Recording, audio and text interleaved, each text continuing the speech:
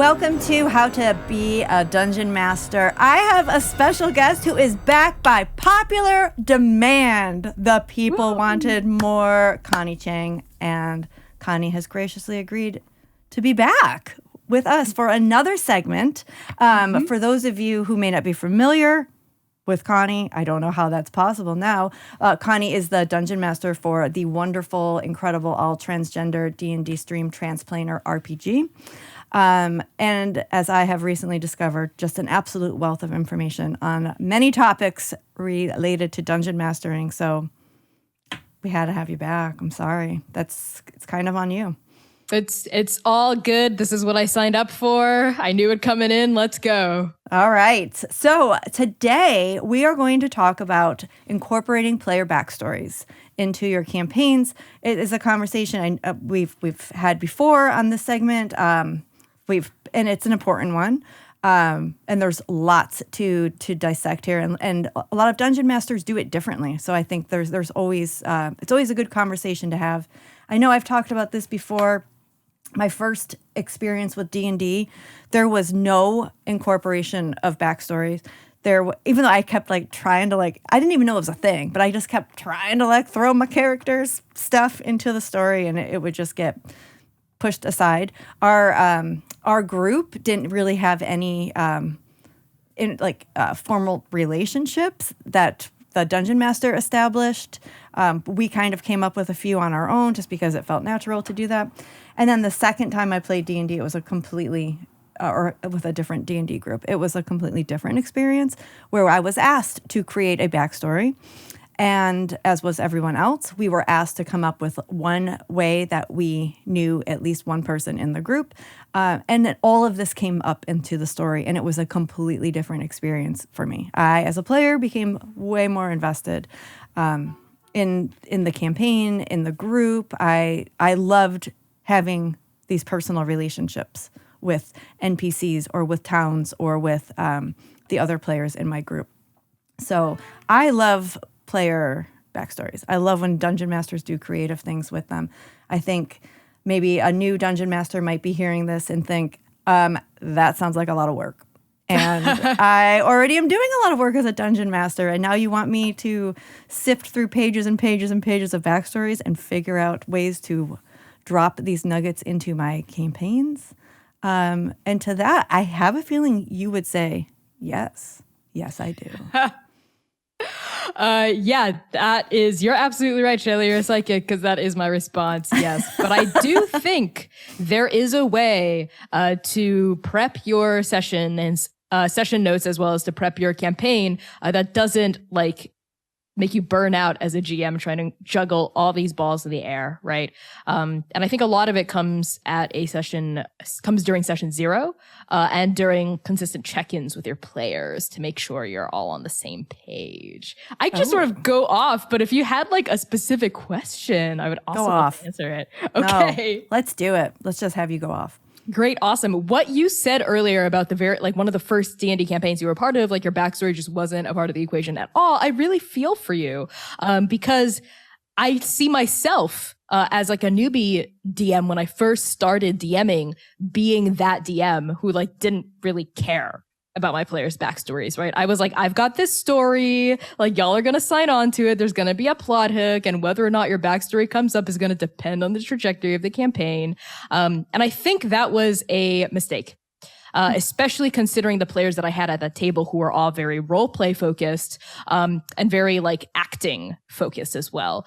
Another mistake, this is talking about tone at the table, is they were all interested in a comedy campaign, but I tried to force a horror campaign down their throats. So that didn't really work out. I've learned a lot, basically. I've come a long way. Lots of lessons. Yes, in my DMing journey.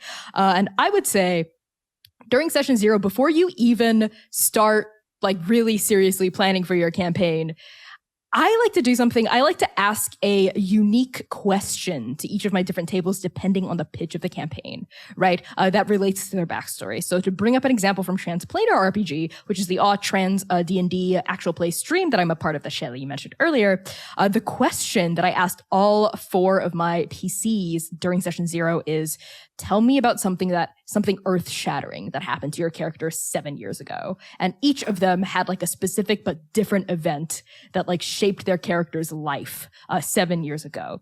And the reason why it was 7 years and why it had to be earth-shattering and typically bad, right? Was related to stuff I was planning in the main campaign, but that they didn't get to like discover until like session 3 or 4, right? So I would say look at the specific bones of your unique particular campaign, because I know like 80% of y'all homebrew stuff, right? Which is awesome. And think of a specific backstory question that you could ask each of your PCs to give them some common ground, even if you're coming from a perspective of, oh, our PCs are strangers who meet in a tavern session 1, which is fine, right? Or if you want them to have known each other and been traveling together already, and that's where you drop them in session 1, no matter what. Think of a unique question or several, right? Tailored to the premise of your particular campaign, and ask that question during session 0. That would be my first piece of advice. Do your players know, and is it the right thing to do to tell them that like anything they say and do can be used in a campaign against them? I think as long as we're all on the same page about it, it should be good. I know different players also have like different, I think, approaches of protectiveness over their PCs, or like, no, I don't think my father would have had a mistress, or like, no, I don't think my father was mean in this way. I think he was mean in that way, right? Right. So I know that I've definitely played at tables with player characters who are like, when I'm like portraying an NPC from their backstory, I would say like 99% of the time they really like what I do, but there's that 1% of the time with that one character, with that one player who's like, I don't think you did that right. Like that's my NPC from my backstory, and that's not how I imagine them to act, right? And I think in like those situations when you're really trying to incorporate backstory into the campaign and your players for some reason don't like it, or they're particularly, I think, possessive over their backstory or their character, that's a good time to like break out an out of character conversation about like, what your responsibilities are as a GM versus what their responsibilities are as a player, right? Because I think my response in that situation would be like, I hear you, and you probably play this character in other campaigns as well. That's the most common situation for this. But this is our campaign, right? I'm the GM here. These are the other players you're with. And I would really appreciate it if you gave me some grace and some flexibility to interpret this NPC in my own particular way. Do you encourage the players to work together on any element of their backstory, or is it just very much siloed? I think this really depends on the premise of your campaign.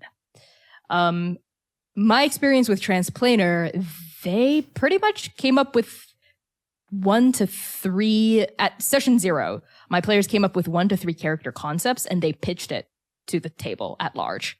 One by one, we went down. We were like, I have these 3 characters I'd be interested in playing in this stream campaign.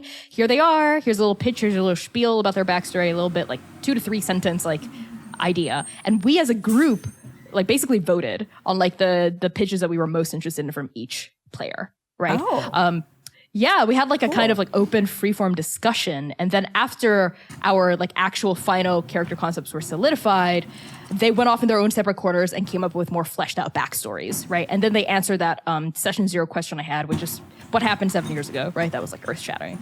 That was the extent of collaborative character creation for them. Because all 4 of my players said they were interested in meeting for the first time during episode 1. So they didn't want to know each other, right? Oh, cool.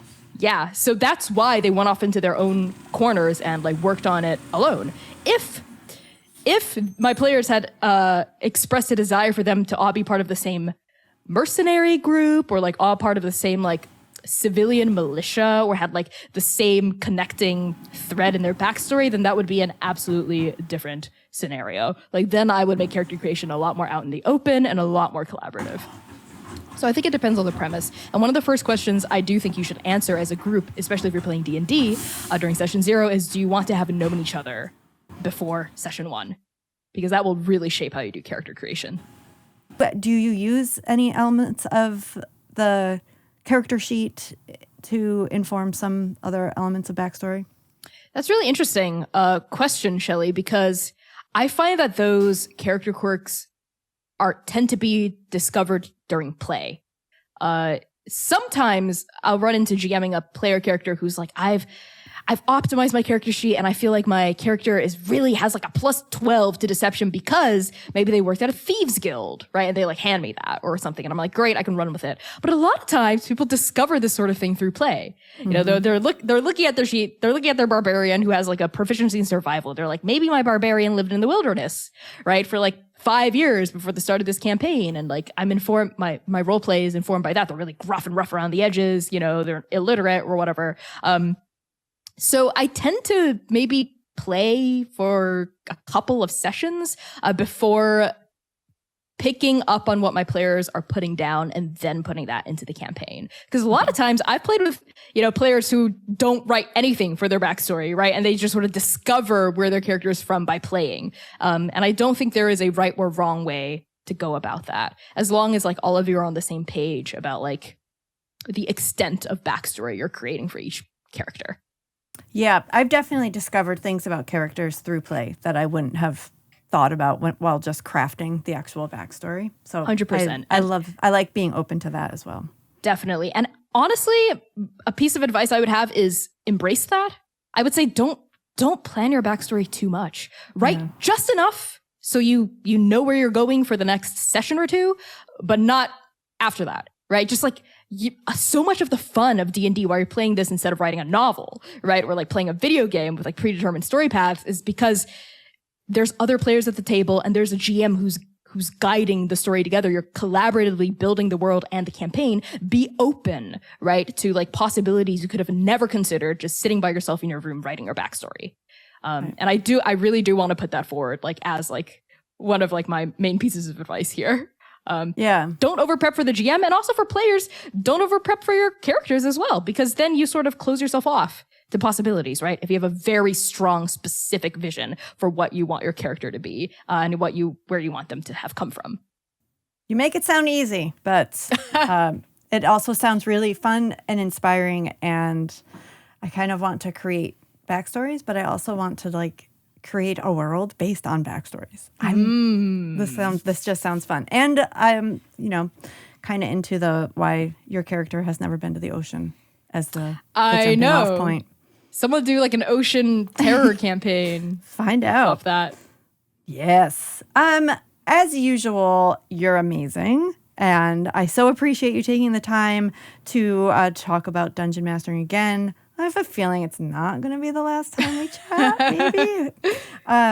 But where can people find out more about you and follow along with all the great things you're working on?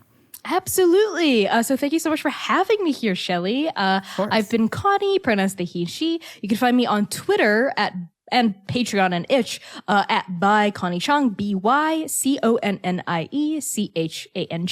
I am also the GM and executive producer behind Transplanar RPG on Twitter, Twitch, and most recently Apple Podcasts and Spotify and Podbean and everywhere else you get your podcasts, because we've just very recently, literally yesterday as of the recording of this, converted our live stream into a podcast, starting with Arc 1, Episode 1. So, oh my God, it's amazing. I know, it's very exciting. If the way you like to consume actual play content is not through streams because you find that difficult in some way, now you can finally listen to our show as a podcast. So I would really appreciate it if y'all tuned into our little all-trans POC-led story. Set in our very own original non-colonial anti-Orientalist world, in a realm where the stars and the gods have vanished and vicious monsters stalk the night, right? Very poetic and dramatic campaign is how I would describe it.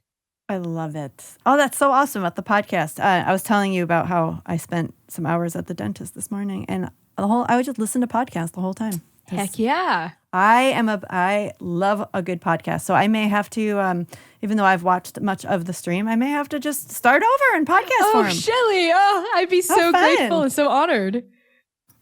Well, you're amazing, and everybody should definitely check out all the work that you're doing. And thank you again for being my guest on How to Be a Dungeon Master. Absolutely. Thank you so much for having me.